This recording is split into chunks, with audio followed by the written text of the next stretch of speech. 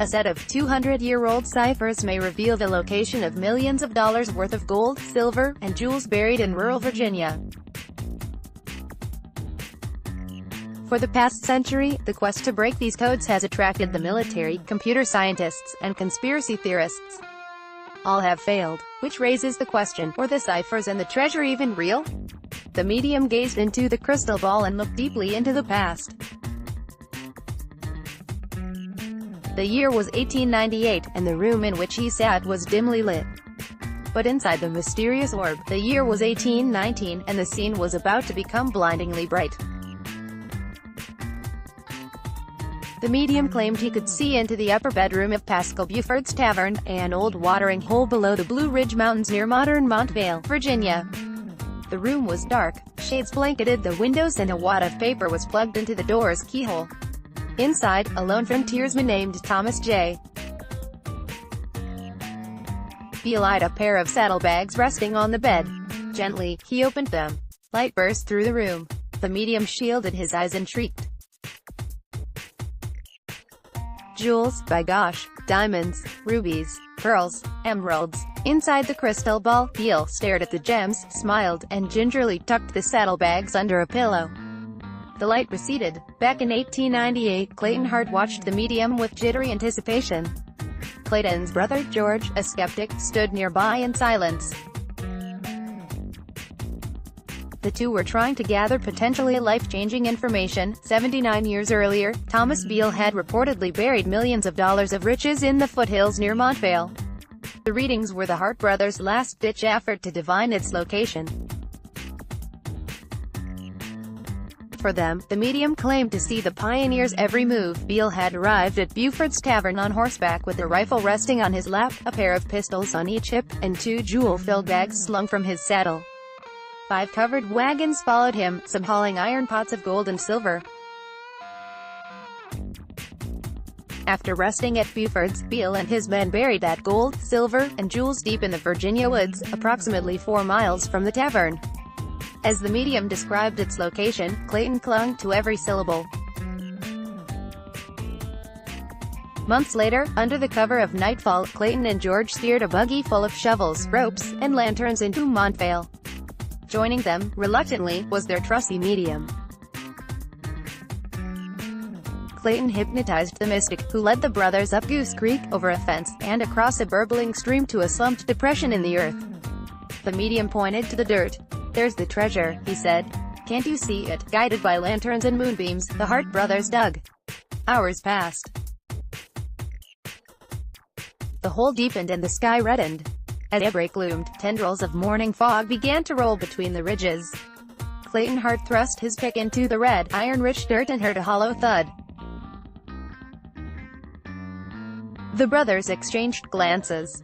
Clayton dug frantically. When a large rock emerged, the brothers excitedly flipped it over. Nothing was below it.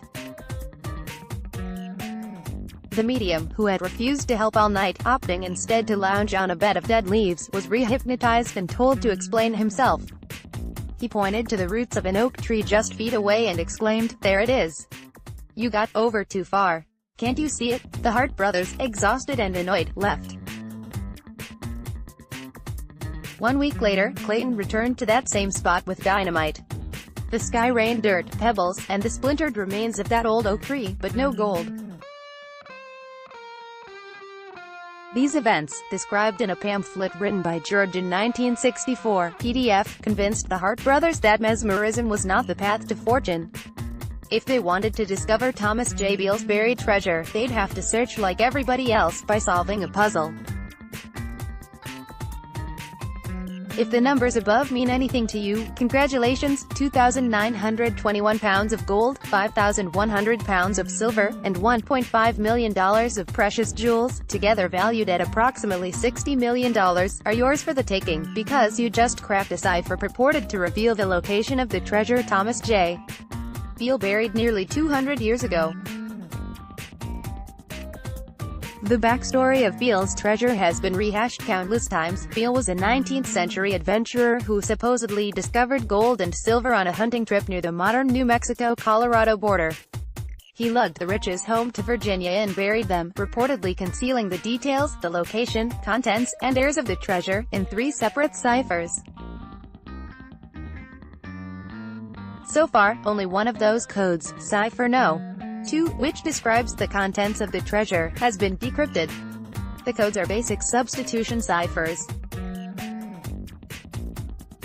Each number represents a letter of the alphabet, which can be found by numbering the words in a key text. Take the cipher 87,118. If the key text is Mary Roach's book stiff, just number each word in her book. The 87th word starts with H. The 118th word starts with I. Therefore, the code spells hi. As long as a key is available, a substitution cipher is a safe, simple way to encrypt a message. The trouble with Thomas J. Beale's ciphers, however, is that we don't have the keys. For the past 2 centuries, attempts to solve the Beale codes have been a guessing game. In the late 19th century, an anonymous amateur cryptanalyst stumbled on the key to Beale's second cipher, the Declaration of Independence, and revealed this opening sentence: "I have deposited in the county of Bedford, about 4 miles from Beaufort's, in an excavation or vault, 6 feet below the surface of the ground." The message describes the treasure in detail and ends with this maddening sweetener: "Paper number 1 describes the exact locality of the vault so that no difficulty will be had in finding it." So far, it's been nothing but difficulty. Amateur and professional cryptanalysts have desperately searched for the lost key texts, consulting the Louisiana Purchase, Shakespeare's plays, the Magna Carta, the Monroe Doctrine, the United States Constitution, the Star-Spangled Banner, the Lord's Prayer, the Songs of Solomon, the Book of Psalms, old local newspapers, and even the thrilling text of the Molasses Act of 1733. Cryptanalysts say a second grader could break the ciphers if he looked in on the documents on which they are based. Journalist Ralph Daniloff writes, PDF. Until that happens, the other 2 ciphers will remain an unintelligible jumble of numbers. That's a problem. Like all good riddles, the Beale codes have an addictive quality that curious people can't resist. But unlike most riddles, solving them could make you a millionaire. Because of those stakes, the codes have the potential to consume and ruin people's lives. They come with metal detectors and magnetometers, Geiger counters and dowsing rods, backhoes and pickaxes, psychic mediums on speed dial, and sticks of dynamite stuffed into their back pockets. They come motivated by a quirky Virginia state law that says buried treasure is finders keepers, even if it's discovered on private property. They come gripped by a monomaniacal belief that they, and only they, know where Beale's treasure hides: the foothills, a farm, a cave, a grave, a cistern, a creek, an abandoned road. One treasure hunter insists it's buried at a local visitor center, right under the ladies' room. For these treasure hunters, a survey of the past 70 years of newspaper headlines shows a bleak pattern: man hot on the trail of Thomas Beale's treasure. Follow-up: man wrong? There's the Chicago refrigeration contractor, certain he had broken the ciphers in 5 days, who convinced local officials to dig up a graveless patch of a cemetery, only to find clothes hangers, metal, and horseshoes. Unlucky. There's the Texas man who drove to Virginia, wife and kids in tow, simply to borrow a local road map that he believed would lead to the treasure. It didn't. There's the Massachusetts man who jumped out of bed, jolted by a dream, and drove bleary-eyed toward the Blue Ridge Mountains to test his prophecy. There's the Oklahoma psychic who surveyed the Goose Creek Valley from a helicopter. It's the Virginia Supreme Court justice who scouted the location by bicycle, the Washington state man who hired armed guards, the anonymous man who kept an armored truck idling on a nearby road. Beale treasure hunters are overwhelmingly male, though locals still chatter about one Pennsylvania woman, Marilyn Parsons, who cashed a disability check in 1983 and rented a backhoe to test her theory that the treasure was buried in an unmarked plot of a church graveyard. When she unearthed a coffin handle and human bones, she was arrested and advised to never step foot in Virginia again. Like the Hart brothers, many treasure hunters trespass under starlight. In 1972, the Washington Post reported that local landowners regularly fired warning shots at strangers tiptoeing on their property. People would sneak onto their land and blow big holes out of the ground and leave them that way. Cows would step in and break their legs, Eddie Sterling, a local Beale expert, says. Most people here have resented it. The federal government owns swaths of land near Montvale, the Blue Ridge Parkway and Appalachian Trail weave through the peaks near town, and it doesn't take kindly to unpermitted treasure digging either. In the early 1990s, a Pennsylvania church group tore up the Jefferson National Forest on federal holidays, believing they'd elude the finger-wagging of rangers if they worked on the government's day off. They were caught and forced to refill the pits. Even those considerate enough to ask for permission are treated with hesitation, says Danny Johnson, a local farmer and winery owner. Guy will sign a contract, saying he'll put the land back in shape after digging. Then they go broke and leave. Then the landowner has to go and put their land back. A lot of treasure hunters, Johnson mentions, appear to go broke. The guy who cracked the second Beale cipher is among them. Upon breaking the code, the anonymous cryptanalyst rode a wave of adrenaline that, according to one 19th-century author, compelled him to neglect family, friends, and all legitimate pursuits for what has proved, so far, the veriest illusion. Peter V. Meister, a Bedford-based author who wrote the book The Beale Treasure, A History of a Mystery, said, "Once you get the Beale treasure in your system, it is hard to get it out. You could get possessed by it. Like drugs or gambling, it can lead a vulnerable person to stake everything on a dream. Families have crumbled, bank accounts have evaporated, and jobs have disappeared." One man, Stan Chanowski, spent $70,000 over 7 years on dynamite and bulldozers. In the early 80s, one treasure hunter bankrupted himself after blasting rocks for 6 months. He abandoned town still owing the local motel money. An editor at the American Cryptograph Association spent so much time focused on the ciphers that he was fired. The researcher Richard Greaves, who investigated the Beale story for decades, called it possibly the worst decision I ever made. "If I would have devoted all the hours spent pursuing this treasure legend to the study of medicine, I would easily have become an accomplished neurosurgeon." Which makes it all the more painful to consider that Beale's treasure, the ciphers, the story, the gold, the silver, and the jewels, even Thomas J. Beale himself, might all be a big, fat hoax. In April 1817, Thomas J. Beale and a party of about 30 men reportedly left Virginia and moseyed west with the goal of hunting buffalo, grizzlies, and other critters frolicking in the wild frontier. When Beale's party reached Santa Fe, then Spain's domain, his crew split up and aimed for what is now the Colorado border. There, in a ravine, they discovered gold and silver. Over the following year, they mined thousands of pounds of precious metal. The bonanza kept Beale looking over his shoulder. He knew his men were in hostile territory and eventually decided that it should be sent to Virginia under my charge, and securely buried in a cave near Buford's Tavern, in the county of Bedford, he wrote. A mule train plodded east to St. Louis, where Beale exchanged some more for jewels. When he arrived in Virginia, he buried the Hall not in the cave as intended, but in a grave-sized plot about 4 miles from Buford's Tavern. Beale would repeat that trip once more before returning west for good in 1821. Prior to his final journey, he lodged at the Washington Hotel in Lynchburg, Virginia and befriended the hotel's owner, Robert Morris's.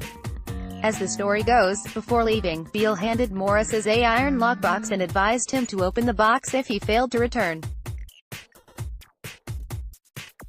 Morris's didn't know it, but that box contained the 3 ciphers. That detail isn't as fanciful as it may sound. Exchanging secret messages was common in the early 19th century. Many men, especially veterans of the Revolutionary War and the War of 1812, had basic ciphering skills, and it's likely that Beale and Morris's knew something about secret codes. But Beale never sent a key. And after 10 years, he failed to return. Morris's would spend nearly 2 decades attempting to unravel the codes.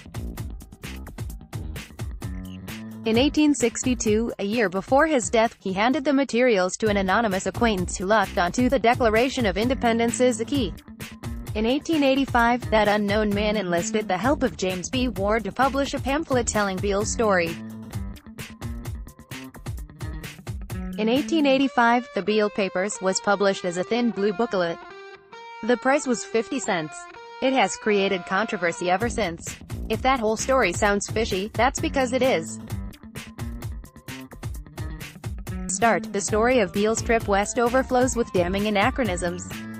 If history books are to be believed, Beale's men found gold more than 30 years before precious metals were discovered in that region. Furthermore, there are no records documenting a party of Beale's size, one that almost certainly would have been arrested for trespassing on foreign soil, going west. There are also problems with the ciphers. As Dr. Todd Mateer of the NSA notes in a 2013 paper for the journal Cryptologia, if you decrypt cipher no. 2 with the original Declaration of Independence, you don't get, I have deposited in the county of Bedford about 4 miles from Beaufort's. You get a hid deposited TNTTTO into ITDSTRRS above THRR miles troabots. Beale's letters are suspicious, too. In 1982, the linguist Drive. Jean Pivel compared Beale's prose to the writing of the pamphlet's anonymous author and found that both used reflexive pronouns incorrectly, copied the prosody of the King James Bible, and overused negative passive constructions such as never to be realized and never be told. The striking similarities in the Ward and Beale documents argue that one author was responsible for both, Pivel wrote. Further scrutiny by the myth investigator Joe Nickel showed that Beale's letters contained words such as stampeding and improvised, terms Beale never would have used because they did not exist when he wrote the letters. This evidence, and much more, has convinced most casual observers that the treasure story, the codes, and even the character of Thomas J. Beale are part of a canard designed to sell pamphlets. In other words, the reason nobody has found Beale's treasure is because there is no treasure to find. Beale enthusiasts refuse to accept this. In fact, when they first encountered these anachronisms, few dropped their shovels or chucked their maps. Rather, they picked up books and dove into special archives rooms to start a new hunt, a search to find counter-evidence in the historical record that would pile out on the doubters. It's here, in this madcap search for a factual knockout punch, that doing research on the Beale treasure story can become just as addicting as searching for the treasure itself. Because when you don't find what you're looking for, you might keep looking, and keep looking, and keep looking, until you can no longer afford to stop. Jennifer Thompson drops a stack of 9 books on my table at the Bedford County Museum and Genealogical Library with a thud. That's everything we have on Beale, the resident genealogical librarian tells me. She recedes to a back room, and I begin leafing through the books, only to be startled by a sudden plop. A 9-inch stack of manila folders stuffed with papers has materialized on my desk. Oh, sorry, Thompson says. And these. She repeats this back and forth dance 3 more times. And these. Oh, and these. Yes. And finally, these. On this last assault, she sympathetically places the folders on the table, smirks, and whispers, "Have fun." I look down. I can no longer see the desk. The materials held at the Bedford Genealogical Library near Montvale, Virginia are a mixed bag of serious historical research and total crackpottery. There are copies of ancient maps, genealogies of people related to the treasure story, unpublished academic papers, handwritten letters, manifestos alleging the National Forest Service is engaged in conspiracy, solutions to the ciphers, and tortured sketches that evoke a beautiful mind. It would take weeks to consult it all. Some people wave off Beale Evers as nutters, but looking at these materials, I think that's lazy. People with legitimate talent have done legitimate work on the mystery. One of the top Beale experts, Dr. Stephen M. Mathias, was a skeptical IBM cryptanalyst with dozens of digital security patents. He wrote a 700-plus page 2-part book. One section was entitled The Hoax Theory Deflated. Another Beale investigator, Victor Thayer, was a professional writer with proven research skills. He once found a missing woman who had been AWOL for nearly 5 decades. Dr. Albert C. Layton, a professor of cryptology history, was a Fulbright research scholar who cracked a cipher linked to Pope Gregory XIII that had baffled code breakers since 1573. Some of these people who come in here digging for it, heck no, I wouldn't call them nuts. Bedford County's sheriff told the Ledger-Star in 1989. Thompson agrees. There are people who want to solve the historical part of it, just to see if it's accurate, and most of them are good, normal people just trying to solve a mystery. Many of these researchers believe the inconsistencies can be explained away. The archival research they've done to achieve this aim is, in some cases, hard to deny. Take the criticism that silver and gold hadn't been discovered yet. The specifics, they point out, are blurry.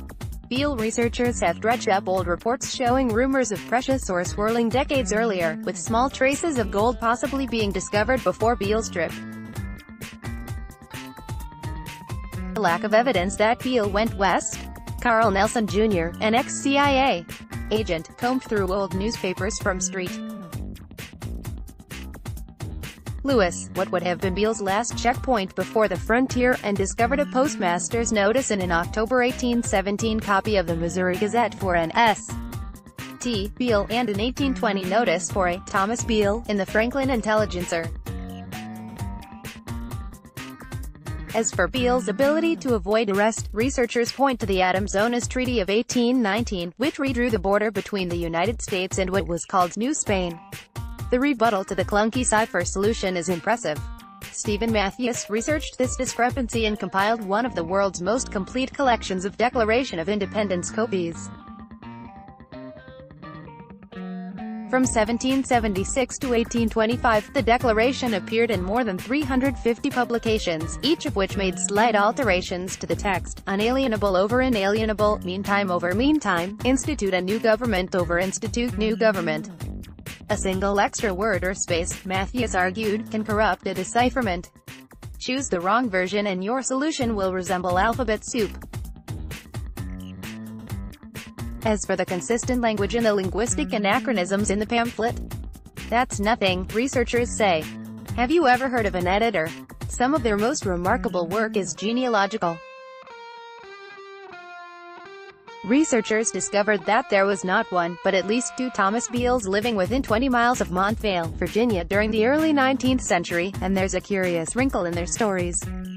In the early 1800s, one of them dueled a Lynchburg, Virginia man named James Risquet. Afterward, Beale reportedly fled town. Risquet, who suffered a non-fatal gunshot wound to the gut, would stay and raise a family that included a grandson named James B. Ward, the same James B. Ward who would later help publish the Beale Papers. What this all means is anybody's guess. Not every crumb of information passes the courtroom test, though each discovery has undoubtedly helped Beale-ivers deflect criticism, and has encouraged an ecosystem of theories to bloom. Indulge here in a small sample platter. It's a hoax perpetrated by James B. Ward. Ward's children denied this. His daughter believed the story as she believed the Bible, reported the Lynchburg News in 1934. Note, it's a Freemason plot.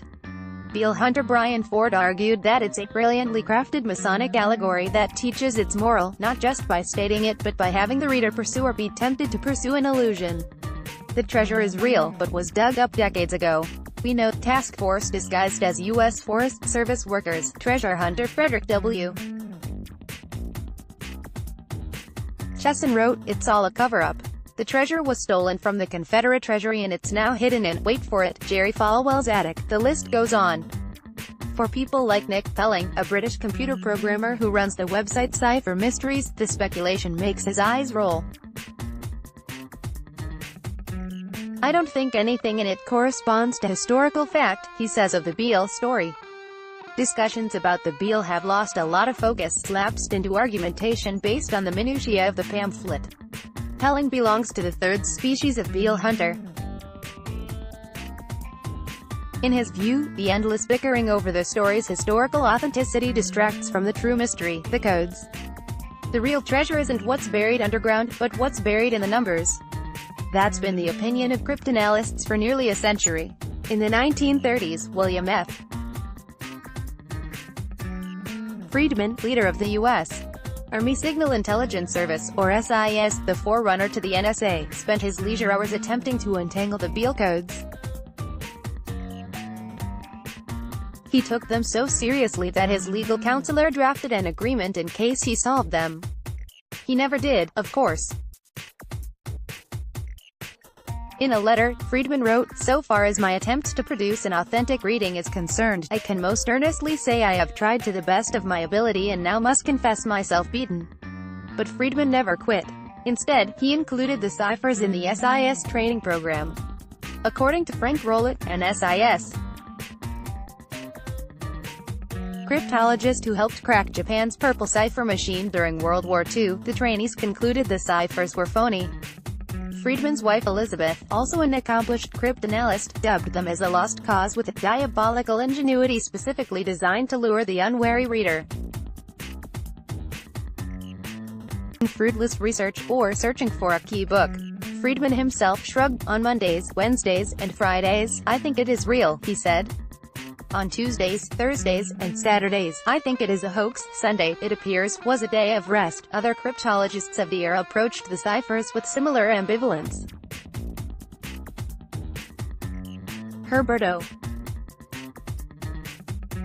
Yardley, whose 1931 tell-all book The American Black Chamber revealed the workings of America's cryptography units, believed the Beale ciphers could be solved, but also admitted they looked a bit fishy. That attitude would reign among professional cryptanalysts until January 1970, when Dr. Carl Hammer, director of computer sciences at Spare Univac, made a startling revelation at the 3rd Annual Simulation Symposium in Tampa, Florida. He had analyzed the Beale ciphers with a Univac 1108 computer and compared the codes to the musings of a random number generator. The results showed signs of an intelligent pattern. Beale ciphers 1 and 3 are, for real, Hammer concluded. They are not random doodles but do contain intelligence and messages of some sort. Further attempts at decoding are indeed warranted. At Fort Meade, Maryland, a few hundred yards from the barbed wire fences surrounding NSA headquarters, the National Cryptologic Museum Library holds a printout of Hammer's computer analyses from 1965 PDF. It's an unassuming, carefully folded stack of perforated paper. If you stood at the window of an 8-story building and unfurled it, the scroll would tickle the sidewalk. Its only distinguished feature is a stream of faded, indecipherable text. Hammer's discovery, buried in a potpourri of text like this, reignited professional interest in the Beale ciphers.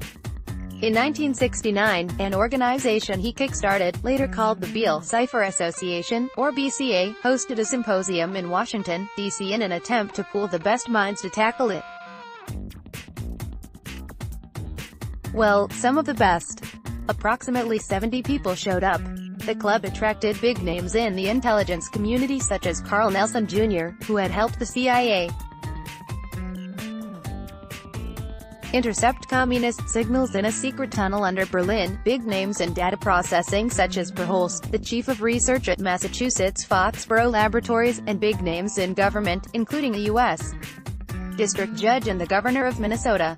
It also attracted people who, to put it kindly, had vivid imaginations. With the aroma of Sanka wafting through hotel conference rooms, the BCA symposiums presented a delicate balance of serious academic theories and New Age hocus-pocus. Presenters raved about confusion matrices, 10x10 Hogg-Huggerman networks, and the application of neural networks to computer algorithms. Other presentations included a talk on inductive geodetic reasoning, a fancy way of saying, if I hid treasure, where would I bury it, and a lecture on how to improve your dowsing rod accuracy.